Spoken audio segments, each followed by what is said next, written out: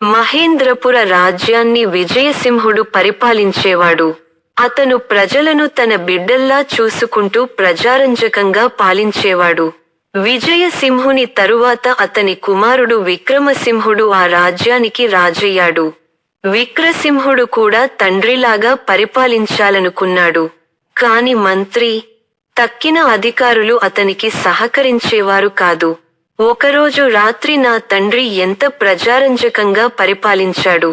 నేను అలా పరిపాలిద్దాం అనుకుంటే మంత్రి, అధికారులు సహకరించడం లేదే? ప్రజలకు నా మీద నమ్మకం పోతుందేమో. నేను ఈ బాధ్యత మోయలేనేమో. ఎక్కడికైనా దూరంగా పారిపోవాలి అని మనసులో అనుకుంటూ మంచం మీద నుంచి లేచాడు. రాజభవనం ద్వారం దాటి బయటకు వచ్చాడు. ఎంత దూరం పారిపోగలను?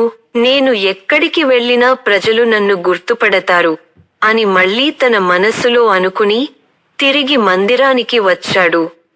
అలా కొంచెం సేపు ఆలోచించి చివరికి రాజభవనం మీద నుండి దూకి చనిపోదామని నిర్ణయించుకున్నాడు.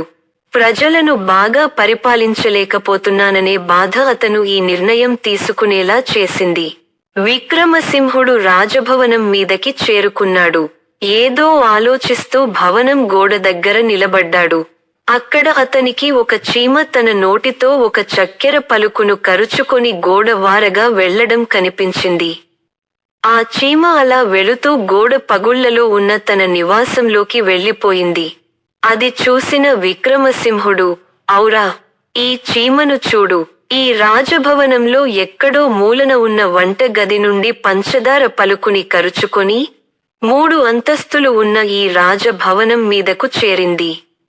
ఒక చిన్న చీమనే ఇంత పైకి రాగలిగితే దానికన్నా ఎన్నో రెట్లు పెద్దగా, బలంగా ఉన్న నేను నా ప్రజల సంక్షేమం కోసం పాటుపడలేనా? అనుకున్నాడు. ఆ ఆలోచనతో అతనిలో ఉన్న నిరాశ పటాపంచలయింది. చనిపోదాం అనుకున్న విక్రమసింహుడు తన మనస్సు మార్చుకుని కొత్త ఉత్సాహంతో తన మందిరానికి చేరుకున్నాడు.